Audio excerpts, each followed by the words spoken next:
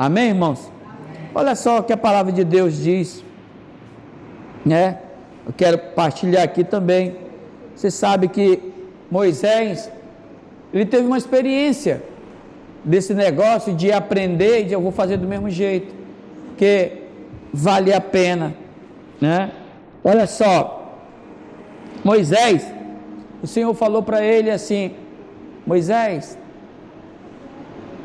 ele falou: Senhor, o povo está com sede, o povo tem sede, Senhor, não tem água. O Senhor Deus falou o que para Moisés? Pegue o teu cajado, fere a rocha, e vai sair água, e tu vai dar água para todo o povo. Amém, irmãos? Moisés foi lá, pegou o cajado, feriu a rocha. Amém? O que saiu? A água. O povo bebeu, matou a sede? Sim ou não? Mas passou-se um tempo, o povo tornou a ter sede de novo, e não tinha água. Não tinha água. Então ele foi falar com o Senhor. O Senhor falou: o que tu tem na mão, Moisés? Eu tenho um cajado. Então o Senhor falou para ele: ordena a rocha que saia a água. Sim, Senhor, sim, Senhor. Quando ele chegou na rocha, o que ele fez? Ele ordenou ou feriu? Ele feriu. Isso está aí, irmão, está em Números, tá? Está em Números, está em Êxodo. Eu vou passar os bolsos para os irmãos estarem acompanhando nas células. Ele feriu a rocha. Por quê? Porque ele já tinha orado uma vez, ele já tinha feito aquela ação uma vez, e a água saiu. Então eu vou bater na rocha mais uma vez, e a água vai sair, e está tudo certo. O importante é que o povo está bebendo a água, não é assim? Mas o Senhor falou: ordena a rocha. Sabe, irmãos, aqui nós vemos o quê?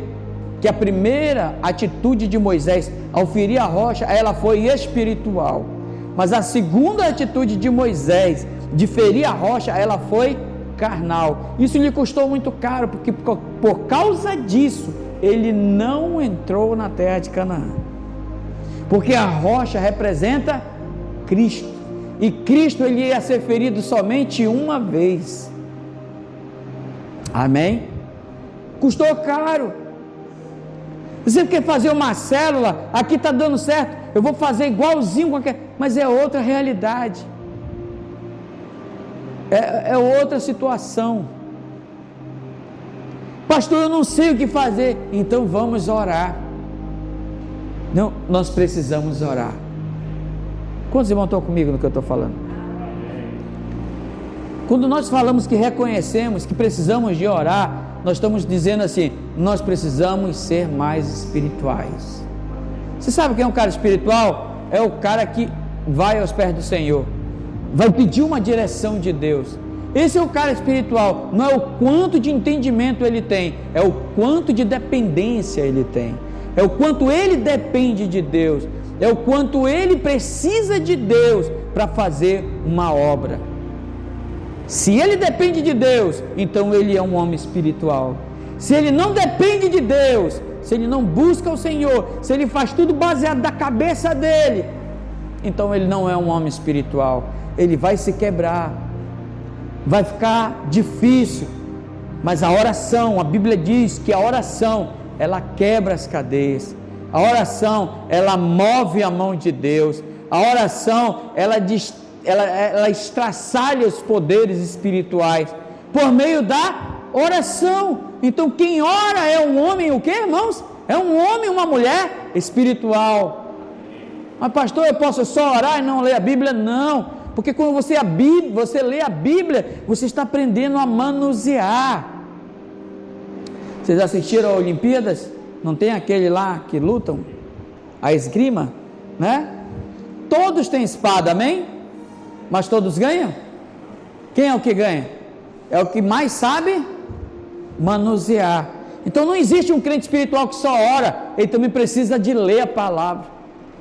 A oração tem que andar junto com a palavra. Se não lê a palavra, não tem como ser um homem espiritual. Amém? Tudo Deus revela, não precisa de Bíblia.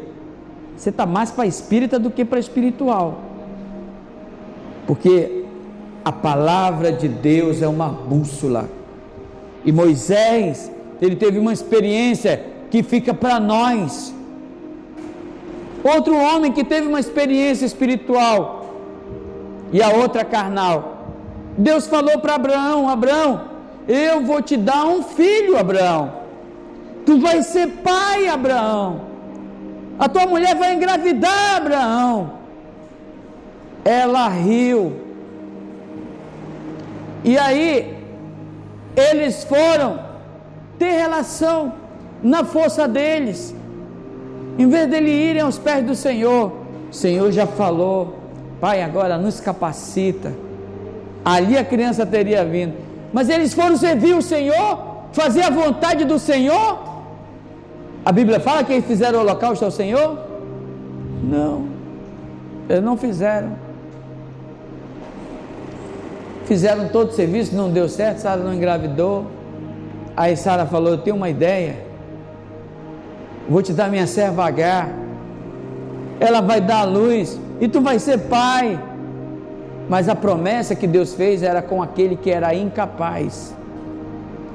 Agar, ela tinha capacidade, pode fazer uma obra parecida com a de Deus, sim ou não? Pode, mas não é de Deus. Irmãos, nós precisamos de pedir discernimento de Deus. Tem muitas coisas que fazemos que parece que é de Deus, mas não é de Deus. Ele foi lá, nasceu o filho Ismael, o menino se alegrou. Como é que é, pastor, que eu sei que eu fiz uma obra que não é de Deus, mas parece que é de Deus? Vou te dar um exemplo aqui bem clássico. Um homem que está desempregado, e ele pede um emprego do Senhor. Senhor, me dá abre as portas para mim, Senhor. Então ele vai de todas as maneiras, de todas as formas, ele consegue um trabalho. E nada de errado em trabalhar, porque isso dignifica o homem. Deus se agrada que o homem ande de cabeça erguida, não de cabeça baixa. Amém? Entretanto, se aquele trabalho rouba o tempo de você com Deus, parece que é de Deus, mas não é de Deus. Abraão passou 13 anos sem a presença de Deus. Por quê? Porque ele estava intertido com o quê? Com Ismael. 13 anos sem levantar o holocausto ao Senhor. 13 anos sem a presença do Senhor. Ele estava o quê? Intertido com o que Deus tinha dado para ele. Às vezes, irmão, nós queremos tanta coisa e não temos o que é mais precioso, a presença do Senhor. Paulo está dizendo aqui aos Filipenses que isso é um ato de carnalidade. Esse é um crente carnal, só se preocupa com as coisas dessa vida. O Senhor aparece para Abraão de novo: Abraão, eu vou te dar um filho. Não era esse? Não, esse daí é filho da tua força. Eu não conto com ele, eu não tenho nada a ver com isso, é um problema teu. Você está entendendo? Às vezes a gente se mete em cada jaca que Deus não pediu da gente, a gente foi lá e fez, e depois quer embolar Deus no meio. Não, o que eu vou te dar é teu, vai te dar. E agora estava mais difícil, porque já estavam 12 anos, 13 anos mais velhos. O Senhor falou para ele: eu vou te dar. E a Sara riu, mas daqui a pouco a Sara apareceu grávida. Daqui a pouco Abraão volta a sacrificar. Daqui a pouco Abraão volta a servir ao Senhor de novo, porque o fruto que vem de Deus, que é espiritual, ele te leva para a presença de Deus. O que não é de Deus, ele te afasta da presença de Deus.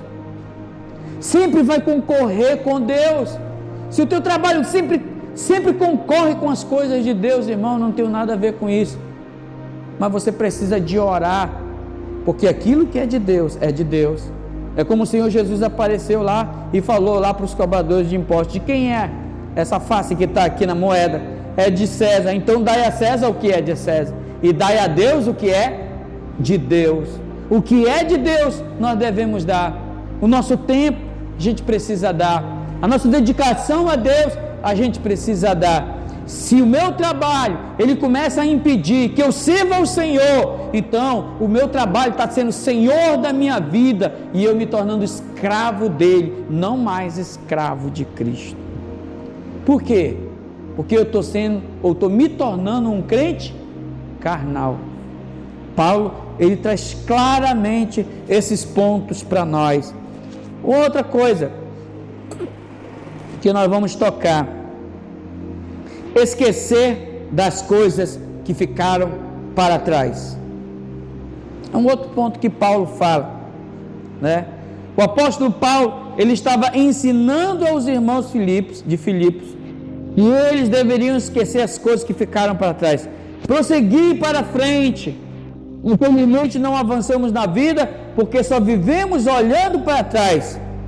Quem vive olhando para trás tem uma vida de depressão, né?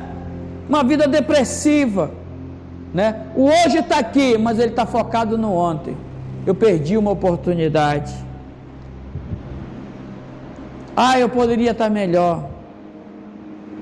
Eu poderia ter vivido melhor.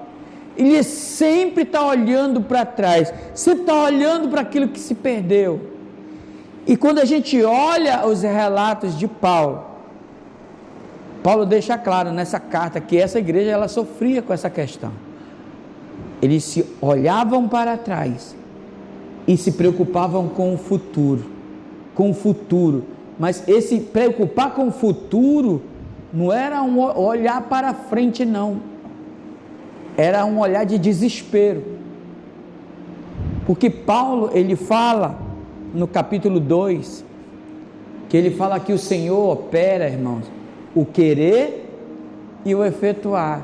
Paulo fala isso para eles. Por que Paulo fala isso para eles? Porque eles estavam querendo provocar mudança na vida deles a punho próprio. Isso mostra muitas das vezes que nós queremos provocar mudança na vida das pessoas a pulso próprio, por causa da ansiedade. Ou então, vivemos olhando para trás, vivemos presos ao passado, presos às decepções que se passaram, e por causa dessa prisão passada, você não rompe em absolutamente nada na sua vida. O que você ouve é só desgraça. Se você lê o jornal é só desgraça. E o seu contorno, o seu entorno vai se tornar um viver de desespero, preocupação, alguma coisa aqueles irmãos estavam vendo. Mas Paulo estava dizendo: irmãos, parem de olhar para trás. Eu estou fazendo algo, eu sigo firme, olhando para o alto, para o prêmio da soberana vocação. Eu estou me esquecendo do meu passado e estou projetando o meu futuro. Você acha que a borboleta ela voou porque ela continuou tendo a mentalidade de lagarta? Hein, irmão? Teve uma hora que ela parou, ela encruou, ela ficou ali no casulo dela, e ela teve uns conflitos dela lá. Conflito, irmãos, faz parte da história. Preste atenção no que eu estou lhe falando. Não é que Deus te abandonou, não é que Deus agora te deixou num quadrado, num quarto escuro. Não, é porque você foi plantado. Você foi plantado numa terra e você vai precisar produzir fruto. E quanto mais tempo você passar debaixo da terra, mais raiz você terá. Se Deus te plantou aqui nessa igreja, se Deus te plantou nessa obra, é porque Ele está criando raiz na tua vida, raiz na videira verdadeira, e ela vai produzir o que, irmãos? Frutos.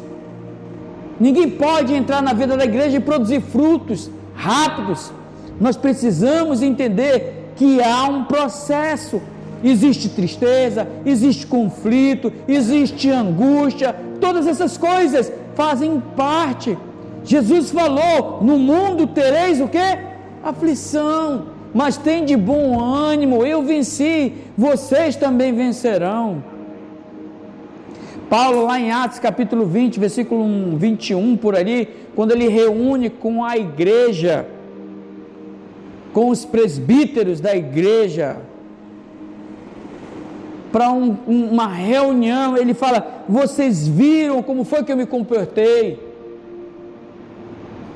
Eu passei por provações, eu passei por lágrimas, tribulações, mas nunca deixei de pregar o evangelho.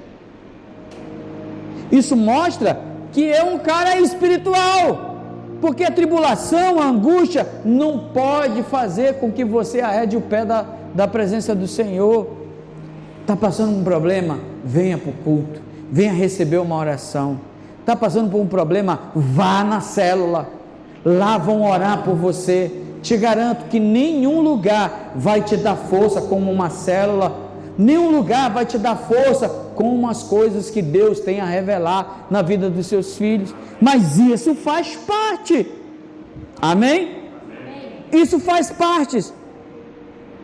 Então nós precisamos esquecer as frustrações, nós precisamos ter e dar uma chance para nós mesmos olharmos para frente.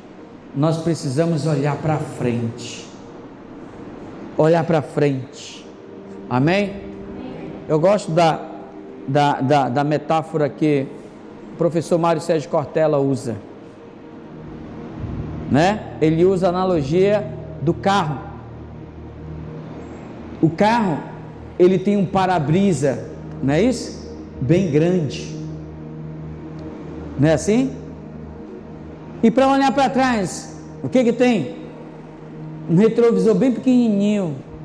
Mas tem gente que tem um para-brisa olhando para trás, e para frente tem só um vidrinho pequeno. E deixa claro que as coisas que ficaram para trás não voltam mais. Não volta mais. Hoje aqui, daqui a pouco não volta mais. Não tem como voltar mais. Você tem que viver o agora. Você tem que viver o presente. Você precisa parar de se preocupar com o passado. Você precisa parar de ser refém do passado e do futuro. E você, nessa loucura psicológica que você esteja passando, você esquece de viver o agora, o hoje, o já, o momento. Deixa de amar porque está preocupado com as coisas que se passaram ou as que virão. Mas Paulo, ele deixa claro, irmãos, esqueça o que se passou. Errou? Errei. Esquece isso. O Senhor já morreu por você. O Senhor já te perdoou. Sabe, quando um crente quer servir a Deus, a primeira coisa que o diabo faz é ele lembrar dos erros dele. Um crente que só olha para o erro que ele cometeu, ele não avança. Eu errei nisso, eu errei naquilo outro, eu fiz aquilo outro de errado. Ah, mas Deus não vai mais me aceitar. Mas veja, querido, não é isso que Deus quer. O seu pecado já foi condenado em Cristo, a sua morte já foi condenada em Cristo, a sua miséria já foi condenada em Cristo, as enfermidades já foram tudo postas em Cristo, e o Senhor está dizendo: olha para frente, Jesus ressuscitou dentre os mortos. Agora quando você era inimigo de Deus, agora você se tornou filho amado de Deus. Então você pode prosseguir, mesmo que o diabo tente te trazer o passado, entenda, o futuro dele é no lago do fogo, mas o teu futuro é na glória vindoura que Deus tem para você. Tem que parar de olhar para trás. Eu fiz isso de errado, eu fiz aquilo outro de errado, eu não sei mais o que eu vou fazer. Se for para me estar na igreja com falsidade, eu prefiro não ir. Não, em nome de Jesus. Eu errei, amém, mas a glória da segunda casa será maior do que a primeira. Deus começou um trabalhar na tua vida, irmão, Ele vai concluir, Ele mesmo está trabalhando, e você vai entender isso. O Senhor opera em nós o querer e o efetuar. Filipenses 1,6 diz que Ele começou a boa obra. O Paulo estava falando para os irmãos: irmão, o Senhor já começou a obra, o importante é Ele começar. Paulo estava dizendo: vocês não garantem, na carne vocês não garantem, pela lei vocês não vão conseguir, pelos olhos de vocês de autocondenação, de justiça própria, vocês não vão conseguir. Mas fiquem tranquilos, porque aquele que começou a boa obra, Ele vai operar em vocês, e Ele vai completar, Ele vai transformar a tua vida. Diga glória a Deus. Glória a Deus. É Deus quem vai transformar isso. Eu vivi oprimido pensando: eu preciso de mudar, eu preciso de mudar, preciso de mudar. Eu vivi oprimido. Quantos pastores em 2018 puxaram a corda, se enforcaram? Quantas mulheres de Deus se enforcaram? Por quê? Porque viviam aprisionados à condenação. Queriam ser a imagem de um padrão perfeito. Entenda, você nunca será. O teu padrão é Cristo. A palavra de Deus fala em Romanos que nós somos a conformidade de Cristo. Estamos conforme o molde de Cristo. Cristo é o nosso molde, Ele é o nosso representante, Ele é a nossa justiça, Ele é o nosso galardão, Ele é a misericórdia que precisamos, porque dele e por Ele, e tudo é para Ele. E Ele está dizendo, claro, pare com isso. Paulo estava vendo essa realidade na vida dos irmãos. Pare, olhe para o Senhor, esquece o que se passou, prossiga, prosseguir, caminhar, andar. A gente tem testemunho de muitos irmãos que só pelo fato de tomar ceia foram curados. A gente tem testemunho de irmãos que estavam com a vida destruída, que só o fato de ir para a célula restaurou tudo. Não foi que me falaram, foi o que os meus olhos viram. Só o fato de ir, a vida deles foi o quê? Transformada, foi mudada. Vai ter aqui um encontro de crianças, vai ser uma bênção. Temos que incentivar as crianças a estarem aqui, porque isso vai mudar a história da vida delas, vai mudar a história dos pais delas. Prosseguir para o alvo. O que importa é a obra ser começada. O que importa é ela ser implantada na vida das pessoas. Uma vez que o Senhor começa a obra, ninguém pode atrapalhar. Agindo Deus, quem impedirá? Quando Deus age, quem é que impede? Quando Deus começa uma obra na vida de uma mulher, quem é que impede? Quando Deus começa uma obra na vida do homem, quem é que pode impedir? Ninguém pode impedir, porque Deus é quem começou a obra. Ele vai completar essa obra. Vai dormir, vai descansar, vai orar, agradecer a Deus. Deus, eu entrego aqui essas coisas que ainda precisam ser transformadas na minha vida. Opera na minha vida. Eu não tenho força, mas no Senhor eu posso conseguir. Entra em mim, transforma a minha vida. O Senhor vai falar contigo, o Senhor vai te dar força. Quando menos pensar, você vai dizer assim: o Senhor mudou a minha vida. Isso é glória de Deus. Amém, irmãos? Olha só, isso, irmãos, que eu falei, Filipenses 1,6, também 2 Coríntios 3,18, que o Senhor transforma o homem de glória em glória, né? E o outro versículo é de Filipenses, também, capítulo 2. Irmãos, terceiro ponto aqui, andar de acordo com aquilo que já alcançou. Isso aqui é libertador. Quando Paulo fala, nós devemos andar de acordo com aquilo que já alcançamos. O que vem a ser isso? Aqui nós vemos que Paulo está falando que nós devemos andar de acordo com aquilo que já alcançamos. Então ninguém entra hoje, né, na vida da igreja e amanhã se torna um pastor. Amém? Ninguém. Entrou na igreja hoje, aleluia. Como é que está, irmão? Estou bem. Estou estudando já para me ser pastor. Não. Ninguém entra hoje para se tornar pastor amanhã. Você sabe, a galinha, o pinto, ele leva 42 dias para ser abatido. Nasce hoje pinto. Idão, e daqui a pouco 42 dias está sendo abatido. Igreja não é linha de produção. Igreja é um local onde o viver da igreja transforma a vida da pessoa.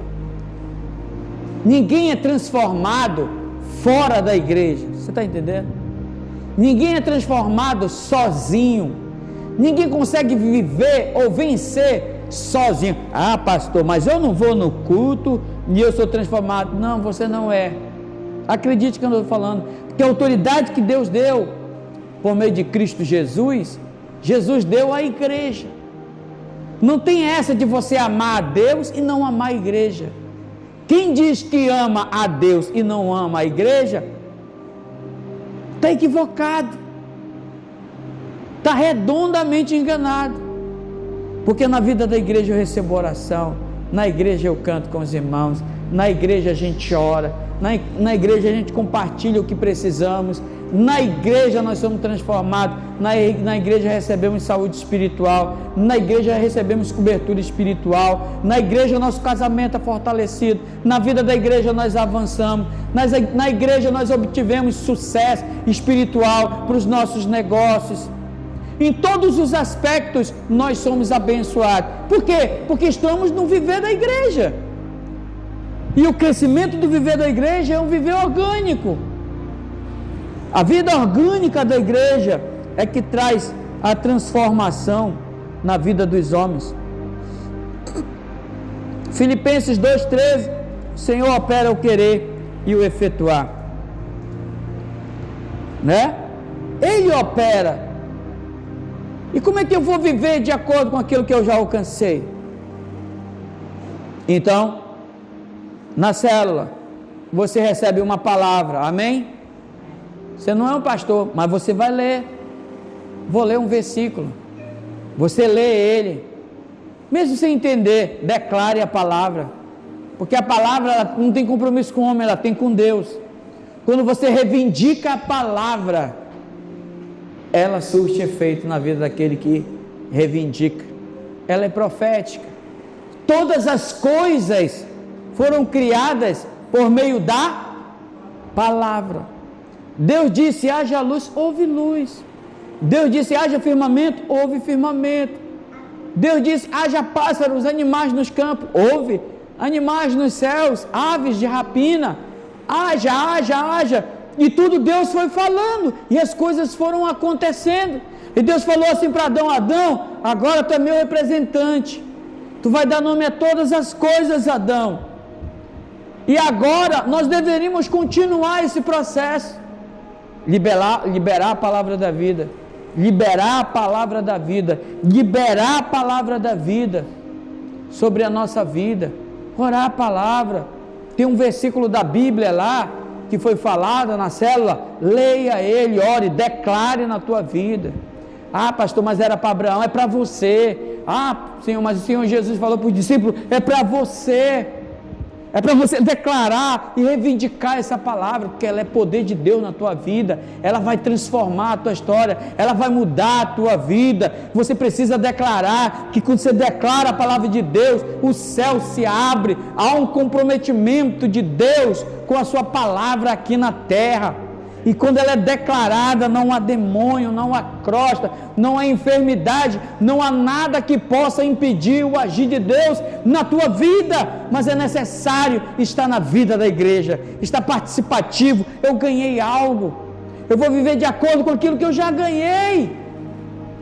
Eu não vou ser um grande pastor, mas um versículo eu sei ler, então eu vou viver de acordo com aquilo que eu já ganhei. Faça esse versículo o seu estilo de vida. Declare ele, ore ele. A minha esposa tem um, eu tenho outro. O versículo que eu mais amo na Bíblia é Colossenses 1,17. Ele é antes de todas as coisas, nele tudo subsiste.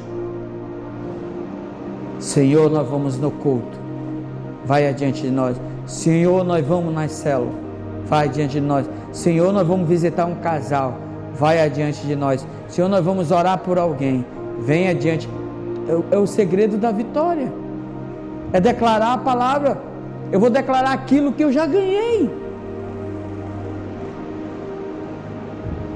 2 Coríntios 3,5. Não que sejamos, essa é o da Marta, não que sejamos capazes de pensar alguma coisa como se partisse de nós. Pelo contrário, a nossa suficiência vem de Deus. Ande de acordo com aquilo que você já ganhou. Você já ganhou a revelação de congregar, então congregue. Você já entendeu que é importante ofertar na obra, então oferte. Você entendeu que é importante você ter seus filhos, sua esposa, seu marido na vida da igreja, então ande de acordo com aquilo que o Senhor tem te dado, tem revelado. Manifesta isso, porque grandes coisas o Senhor tem a realizar na vida da igreja. Carnalidade é eu fazer tudo sem depender de Deus. Carnalidade é eu andar de acordo com o meu intelecto próprio, com o meu entendimento próprio, como Efésios capítulo 2 fala, né? Que o homem que anda na vaidade dos pensamentos, um homem desse é um homem carnal. O apóstolo Paulo fala isso. Mas nós não, nós andamos de acordo com aquilo que ganhamos. Olhe para cá, querido, entenda algo. Você não precisa saber a Bíblia de cor e salteado. Você precisa pelo menos declarar uma palavra na tua vida, declarar um versículo na tua vida. Eu sou abençoado, aonde eu for, o Senhor vai me prosperar, é o que a Bíblia fala. Ande, ore esse versículo todo dia, de manhã, de tarde, de noite. Ore, libere a palavra de Deus, ande de acordo com aquilo que o Senhor tem te dado. Mas ande, não permita a carnalidade tomar conta da nossa vida, da sua vida. Então, irmão, andar de aquilo com aquilo que já alcançamos é andar de acordo com aquilo que a cada dia nós recebemos de Deus. Eu vou para um culto, eu recebi uma palavra de fé, aquela palavra ali é de fé, ela vai frutificar. Você ganhou algo de Deus. O outro irmão não ganhou, mas você ganhou. O irmão ganhou outra coisa, mas você ganhou. Ande de acordo com aquilo que você já alcançou. Se você andar de acordo com aquilo que você já alcançou, você vai em muitos lugares, você vai alcançar muitas coisas. Amém? Então não tem dessa, só andamos de acordo com aquilo que alcançamos por intermédio da igreja. Não existe vida com Deus sem a vida da igreja. Amém, irmãos? Para concluir aqui, né? O apóstolo Paulo, ele está dizendo que a obra do Senhor, ela foi completada né? Ela completou, ela foi completa. E não tem mais nada a ser feito. Como Jesus falou, né?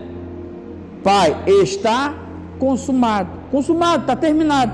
Então, por esse motivo, né? Paulo abandona a religião, porque a religião, a lei, ela dizia: faça isso, faça aquilo, não isso, não aquilo, não aquilo outro. Então Paulo, ele abandona a lei, e ele, todo o entendimento, ele traz como refúgio. Rapaz, isso é como um esterco para mim. Eu abandonei tudo isso por amor de Cristo. Então a minha transformação vem de Cristo. Ele fala claramente: vocês acham que podem viver na carne? Eu muito mais. Se vocês acham que são inteligentes, eu muito mais. Se vocês acham que pode alguma coisa, eu muito mais. No entanto, eu decidi, né? Eu decidi viver para Cristo.